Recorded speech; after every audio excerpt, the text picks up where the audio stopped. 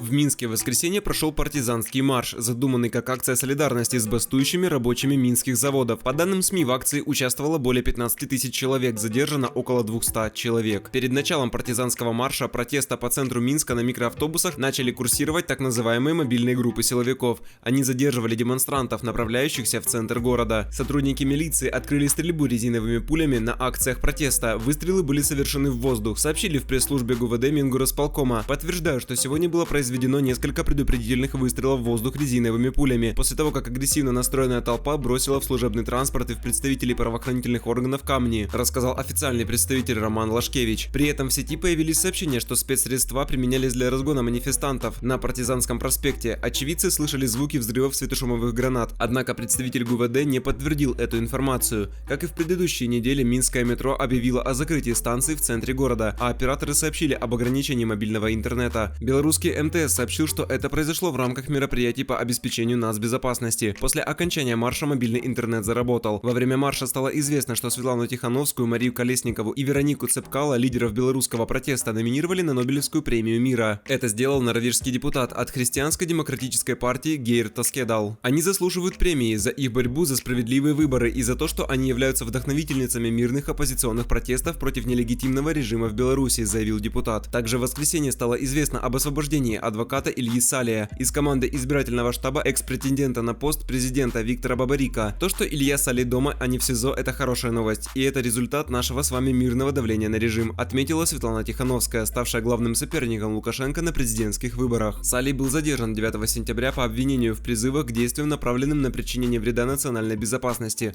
По этому же делу были арестованы члены Президиума Координационного совета оппозиции Мария Колесникова и Максим Знак, тогда как Светлана Тихановская в рамках этого же дела была объявлена в межгосударственный розыск. Белорусский эксперт Юрий Чаусов рассказал, что события последних дней нельзя расценивать как либерализацию или как отступление режима от жестокой тактики. По его мнению, конституционная реформа будет являться одним из пропагандистских механизмов власти. Смотрите, кого выпустили из СИЗО. Были выбраны люди, которые, на взгляд Лукашенко, могли бы продемонстрировать, что предложение о конституционной реформе принято. Бабарика пока не выпустили, как не выпустили и Тихановского, рассуждает Чаусов. Политолог полагает, что Александр Лукашенко использует метод кнута и пряника, причем кнут на улицах, а пряник виртуальный. Он, по идее Лукашенко, призван показать обществу, что даже заклятые противники готовы вести переговоры, пусть даже в такой циничной форме, как круглый стол за решеткой.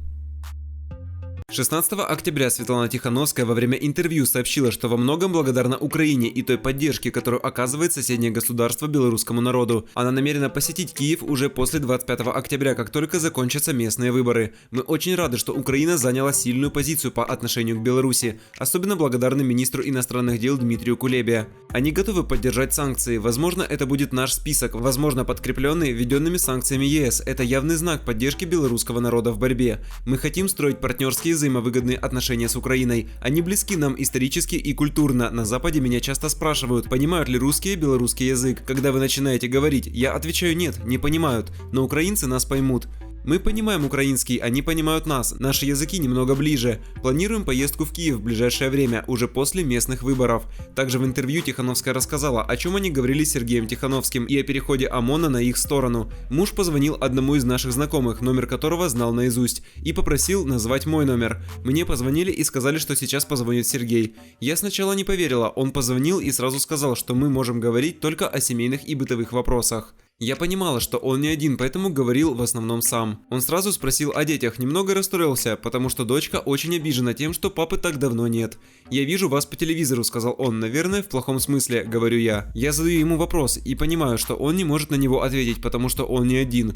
А потом я ему еще сказала, что мы воюем и не сдаемся, и все политзаключенные выйдут, и мы не остановимся, пока это не произойдет, что Беларусь едина, как никогда. В свою очередь мы продолжаем борьбу, переходим к новым формам борьбы. У каждого есть время решить, кто вы в этой борьбе – за насилие, за избиение или за светлое будущее Беларуси. В первую очередь это касается сотрудников правоохранительных органов, ОМОНа, которые, к сожалению, не слышат мольбы своих матерей, детей и жен. Убеждена, что сейчас им морально тяжело, у них внутри системы большой раскол. Кто-то нарушает свои моральные принципы, прибегая к насилию. Пора перешагнуть через свой страх, сказать «хватит» и нести ответственность за все, что происходит. Мы берем информацию из фондов солидарности и помощи. По их словам, есть много сотрудников правоохранительных органов, которые понимают, что если они заявят о невозможности выполнить преступный приказ, они знают, в какой стране живут. Их будут преследовать. Они просят вывести семьи или помочь им уехать, а их очень много.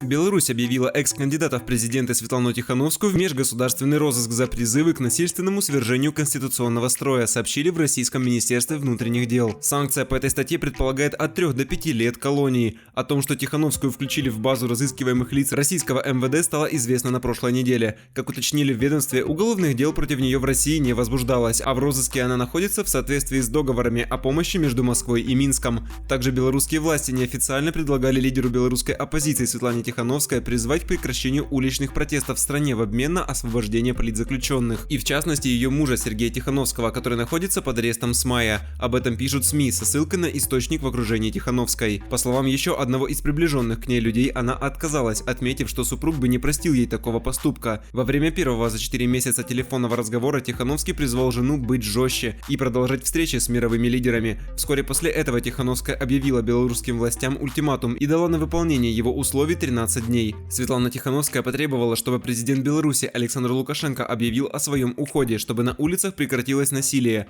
а все политзаключенные были освобождены. При невыполнении этих требований Тихановская анонсировала с 26 октября национальную забастовку всех предприятий, блокировку дорог, обвал продаж в государственных магазинах. По словам пресс-секретаря Тихановской Анны Красулиной, с 26 октября в Беларуси должно начаться бессрочное народное неповиновение. Она отметила, что сразу после августовских выборов у белорусской оппозиции не было организованной структуры и сообществ для проведения эффективной акции неповиновения. Теперь, по словам Красулиной, все иначе, а Тихановскую к тому же признало международное сообщество. По некоторым данным, перед объявлением ультиматума с Тихановской в Вильнюсе встречались несколько других лидеров белорусской оппозиции. Источник в штабе политика назвал ультиматум единственно возможным ответом на действия Лукашенко, который кулуарно предложил арестованным оппозиционерам принять участие в изменении Конституции и в то же время усилил силовое подавление протестов. Также Тихановская в своем телеграм-канале обратилась к студентам и педагогам. Дорогие студенты, для многих из вас эти президентские выборы были первыми в жизни, и я рада, что голоса молодежи наконец-то были услышаны. Вам никто не должен диктовать, как себя вести, о чем мечтать и к чему стремиться. Это ваша страна. Вы прямо сейчас строите ее для себя и своего будущего.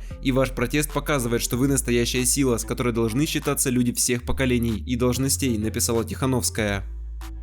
В Москве полицейский подкинул мужчине запрещенные вещества и вымогал 4 миллиона рублей за непривлечение его к ответственности. Молодой человек ехал по Дмитровскому шоссе к своей знакомой, но по пути захотел в туалет. Когда он остановился и вышел из машины, к нему подбежали двое неизвестных и, представившись полицейскими, начали его обыскивать. У него ничего запрещенного не оказалось, и по его версии правоохранители быстро сориентировались. Достали из кустов пакетик с каким-то веществом и просто засунули его ему в карман. Тот выкинул подарок, но собеседники заявили, что уже поздно, его отпечатки на пакетике. Последовавшее далее все любопытнее. Владислава на такси отвезли к ОМВД по Тверскому району и на улице передали 3 людям. Новые знакомые проводили молодого человека в отдел и в ходе беседы предложили решение проблемы – заплатить 4 миллиона рублей. Молодой человек заявил, что у него нет такой суммы. Вымогатели оказались понимающими и снизили сумму до 1 миллиона. Когда он ответил, что у него и миллиона нет, полицейские заставили писать чистосердечное признание в хранении наркотиков. На этом приключение не закончилось. Мужчину вывели из здания и отвезли в отдел Строгина, оформлять его автомобиль в залог полицейским. По сути, Владислав согласился подписать договор купли-продажи прямо в машине, но изменил ВИН-код своей иномарки и личную подпись.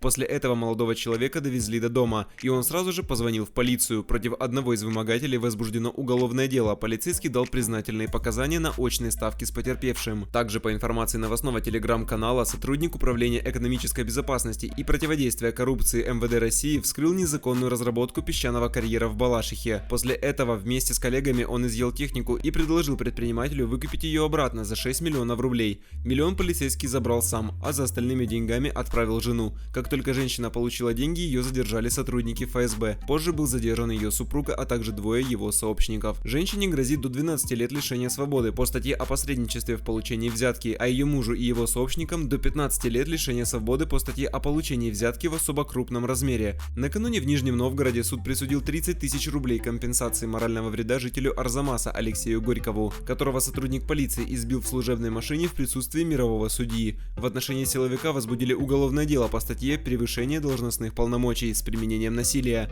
Он был уволен с работы, а затем осужден на 3 года лишения свободы условно.